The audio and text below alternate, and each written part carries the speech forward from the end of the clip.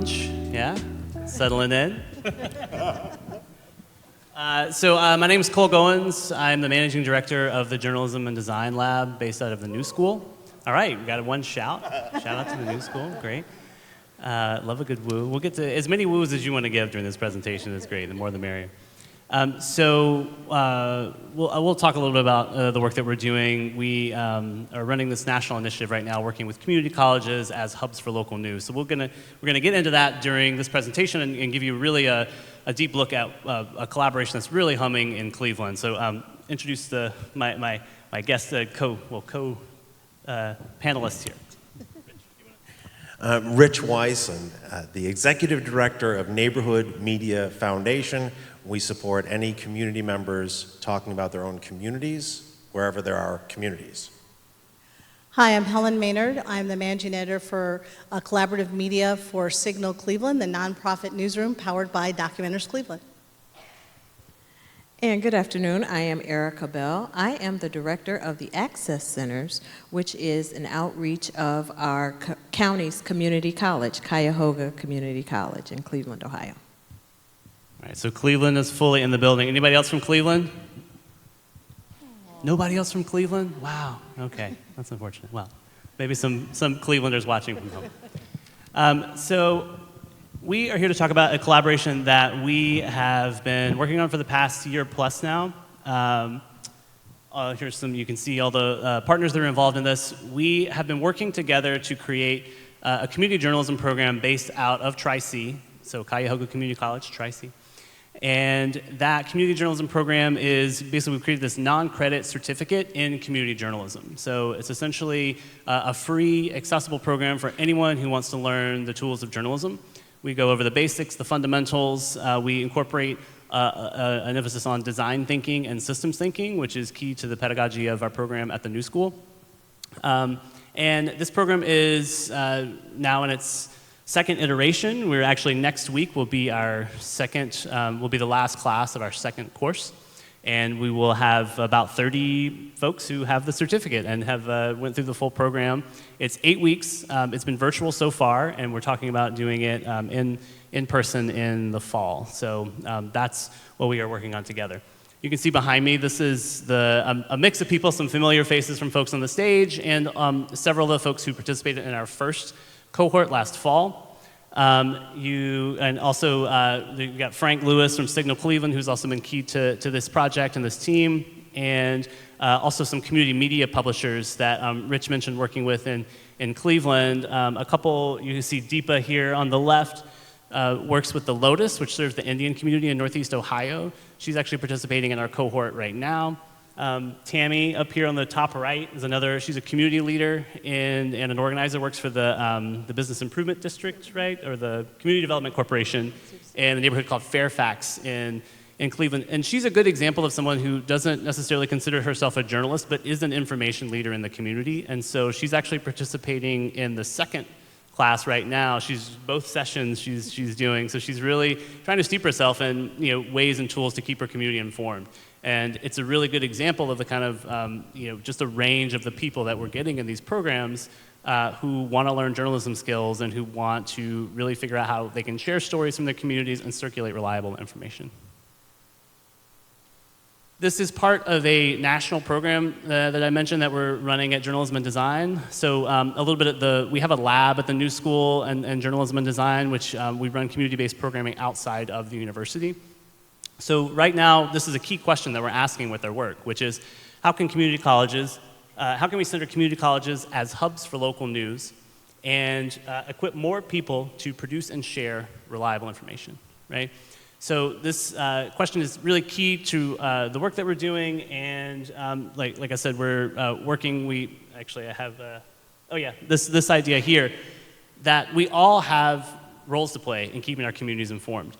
So as I was mentioning, this program isn't necessarily geared toward equipping people to go get a job in a newsroom tomorrow, although if that's a pathway that you want to go down, we are here to support you. This idea that we can work together and support each other in creating more informed communities, and this program is a way to basically equip more people with the tools to do that, right? Sharing the fundamentals of journalism. Here's a little bit about the other programs that we have. Like I said, this is one of about 9 programs that we've started with 8 other community colleges around the country. We have one, the first was actually in Philly with Resolve Philly. A shout out to my Resolve crew in the building too. And they actually are wrapping up the 3rd iteration of that program. That happened last week. So about probably more than 100 folks have gone through that program already with Resolve and the Community College of Philadelphia. We're working with 4 colleges in New Jersey to also launch these similar programs, these certificate programs in community journalism. And where else are we working? We're doing a partnership in North Carolina with Fayetteville Technical Community College. And I think that's most of them. Also with DC Humanities. We're working with Humanities Councils as well, who've been a key partner of ours in New Jersey and in DC. And to date, about more than 200 people have gone through these programs and received training in journalism of some kind. I'll get to the genesis of Cleveland here now, back to Cleveland. This all started, I think, I participated in a workshop by Neo Sojo, so the Northeast Ohio Solutions Journalism Collaborative. Rich was among the participants there and followed up with me afterward, and we connected, and that really led to this collaboration starting. Rich connected with folks who worked at the Humanities Center at Tri-C. That led to a class that we developed with community college students, and they did an information needs and assets assessment of the Broadway Slavic Village neighborhood in Cleveland.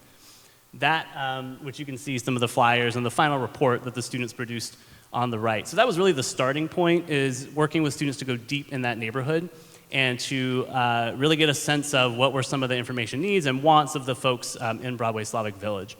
Turns out Broadway Slavic Village is also the site of a 4th, is it up and running yet?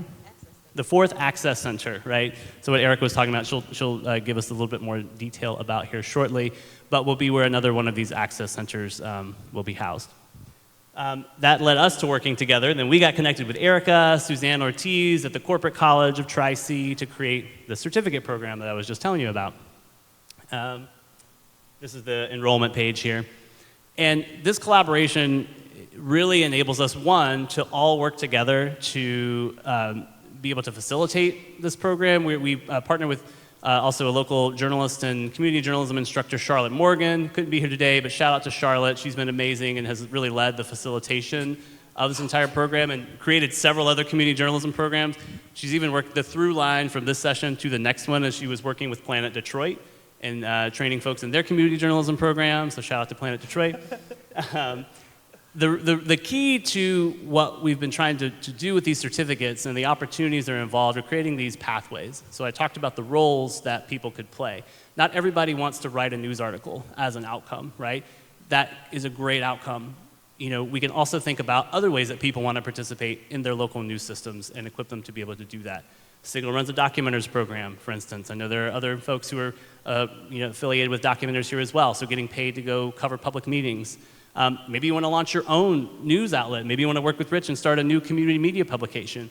Maybe you just want to be more informed and be able to assess what comes across your social media feed. So people are using these skills in a variety of ways, and to really think about the ranges of applications that folks can have so that we can build this network of support for folks. So with that, I'm going to get to questions now. So, Erika, this is really rooted at Tri-C, and I think our early conversations just got me so excited. There was a natural alignment from the first Zoom call that we had when we started talking about the work that you lead at the Access Centers and what we were trying to do. Can you just talk about the mission and how this program aligns with what you do at the Access Center? Sure. So the Access Centers is the community college's extension of access into the community. As you know, community colleges are open access. However, what we found is, based upon the data of our zip codes, many of our neediest zip codes are not, we're not getting the enrollment from those areas, from people who would most benefit from attending one of our programs, whether it be workforce training or a degree program, connecting to upskill for better paying jobs, what have you. So we decided to look at those areas and create, in partnership with some trusted community entity, these access centers where people right in their neighborhood could connect, right, and at least enter an on-ramp to the community college, build relationships, to build trust, and also learn what we have to offer beyond the two-year degree. And so that's where this program really fit in. We have 4 centers. One happens to be in the Broadway Slavic Village where that study was done. And some of that same data about why we selected that location for one of our access centers came out in that study.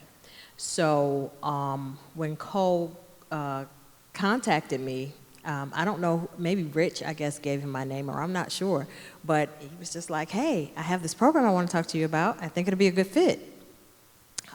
I was familiar with Rich's publications and had heard about the documenters. Actually, there was a documenter that worked in the neighborhood where my campus sits in Central neighborhood. So familiar with my community colleagues here, but not really a full understanding of their work and how this all could connect.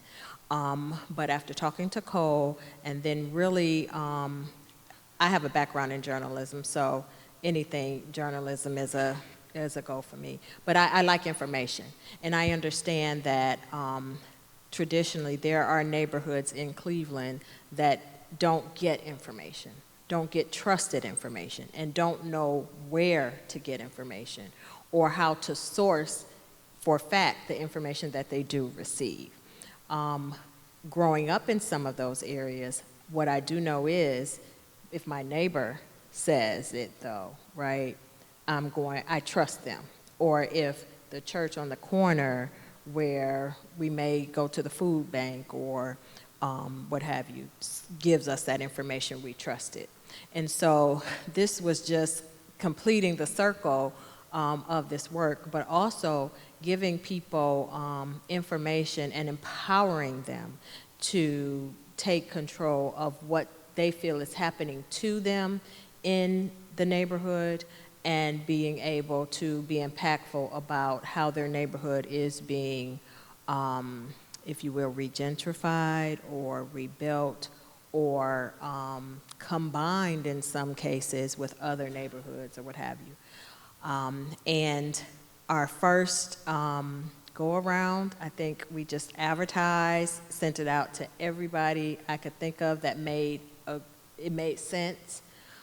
We had a nice, strong group, mostly of people like Cole said, Tammy, who are the information purveyors in their community, right? They may not want to be journalists, but this is the go-to person in the community. When you need something, where do I go? We started out with about 15 people like that. And then also we do have a journalism program at the community college. However, it has now, with the decline of traditional journalism in our city, newspapers and things like that, has been broadened into kind of a social media program, but we do still have a student newspaper. So the journalism chair, who also oversees the student newspaper, said, hey, that could also be, Cole talked about creating pathways. So that could also be a pathway for youth community members into our program at the college. And so he started the work on the academic side actually to create a credit by exam for completers of the course, to be able to take that credit by exam and come into our journalism program with, I think, maybe between 2 and 4 hours already under their belt as they enter our journalism program. So right now, this is the end of our fall semester. Enrollment for the class doubled just for the second iteration. I mean, we were all just super shocked, yet pleased. So clearly there is a need out there for this, as I said, particularly in our community where we used to be a city of 2 competing newspapers years ago, and multiple ethnic community newspapers. For my community, namely the Call and Post, that is still around, but it's so hard to get, so hard to find anymore. And then in some neighborhoods, a lot of Rich's publications, some of the municipalities think a little more of their residents and send it in the mail to every address in that municipality. Others, you got to pick it up as catch can wherever you can. So being a city where there is sometimes shaky trust in government and information, we really, as the communities college, as we like to call ourselves, are proponents of educating people and empowering, and this program does just that. That's awesome. Thank you, Erika. Yeah, I'm glad you brought up the for-credit side of it too, right? And as I mentioned, you know, if folks do want to go continue their education, they want to go get a job in a newsroom, they want to be a journalist, like think about that as a career, they can continue their education, thinking about that transition too, because I think, you know, these programs have been geared more for non-registered students. Students who are already enrolled at the college are free to take them, of course, and we're thinking about how the college is out in the community, which is what I love about the access centers, and thinking about community colleges as infrastructure, right? And that's what I really appreciate about the access centers, is like you were in communities physically, and people Yes. know Tri-C, right? Yes, Yeah. yes. So again, talking about that trust, we are not only the city of Cleveland's community college, our community college is county-based. And it really, we have campuses that really touch the neighboring counties. But we are, if you will, the entity for workforce training in our area when you talk about industry certified training that people can take around the country or the world for their careers. But we had hoped that this just fit right in, right? The access centers, again, were meant to be an on-ramp, right, to empower people who may never have thought about going to college or coming to us for even workforce training. But this class is empowering, it builds confidence, it now kind of proves to themselves, hey, I can do this, I can share this information. And I know that it is fact. So, you know, I'm learning to source information for fact versus, well, I heard, and, you know, going to the polls, you get a lot of this information. So it, even more so than necessarily creating journalists, I think Helen, I don't want to steal her thunder, but she made a statement earlier about journalist is a service to the community. And I think that is what we are really empowering people to be, a service to their community. In moving forward in sustainability, we're really thinking about where can these people find, take this skill or craft and find employment or work. And, you know, we're talking about how that might be in our city government, working with our ward representatives. Actually, we are looking to have some fellowships, possibly. Our food bank is looking for people to tell the story of food insecurity and how they are working through that in the community. So when we get those types of requests, we now have skilled and empowered people to meet those needs.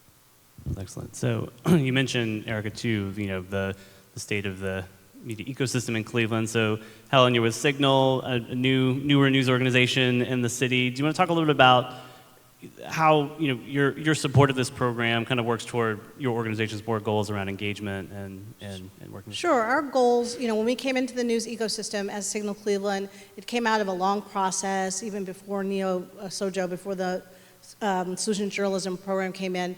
Cleveland Foundation wanted to sit everybody down and say, where are the holes, where are we lacking, what can we do, can the community support this? And so we're to be part of the ecosystem. We're not there to take over, we're not there to be single source. The idea is that we're available, our office is an open community space, people can come in and have meetings there, they do all the time. We work with Rich and Rich's journalists to try to make sure that we're covering everything. And so the idea is that you can tell your own story as well as we can tell the story. And so we want to make sure that people want to tell the stories. Maybe they just need to learn the storytelling process. Maybe they'll decide, I want to be a journalist. And we've got to stoke that fire because if we are not encouraging people to be journalists, there won't be any journalists. So this really is at the core of what we do. Documenters, a lot of you are familiar with documenters. They're here in Detroit. They're in a lot of cities.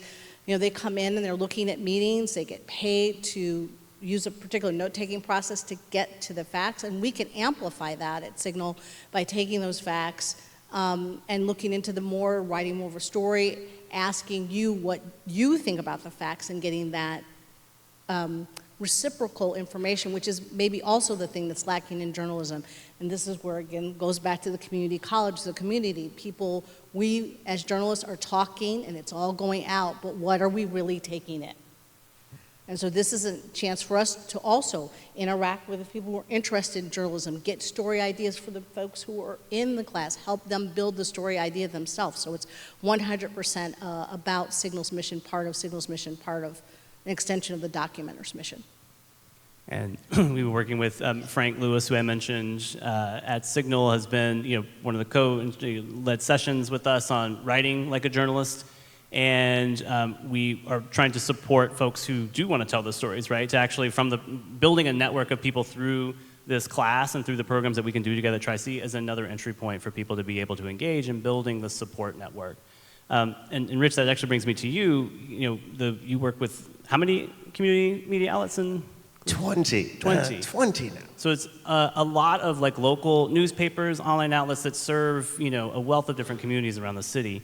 So, Rich, can you talk a little bit about like how this program and works and can benefit folks in the media outlets in your network?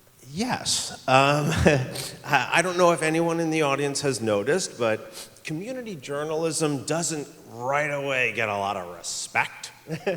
It's not like the first thing that people think of as far as how we can actually save journalism in the country.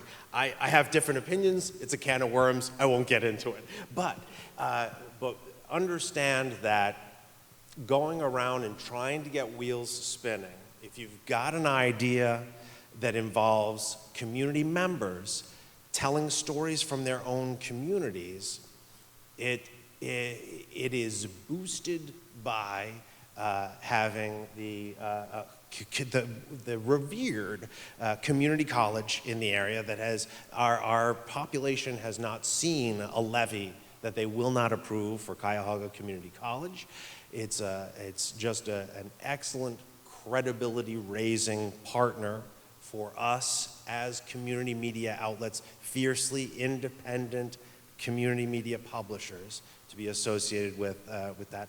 Also, Signal Cleveland, a new, exciting nonprofit community media citywide that is here not to compete with us, but to collaborate with us. So that right there, again, is a huge benefit that we see from this partnership, even just to create a community journalism certificate. But then, of course, the partnership, again, with the new school and the Journalism Plus Design Lab, the fact that we have these partners that are known throughout our community, sometimes all it takes for community journalism is a double take. It's like, got them.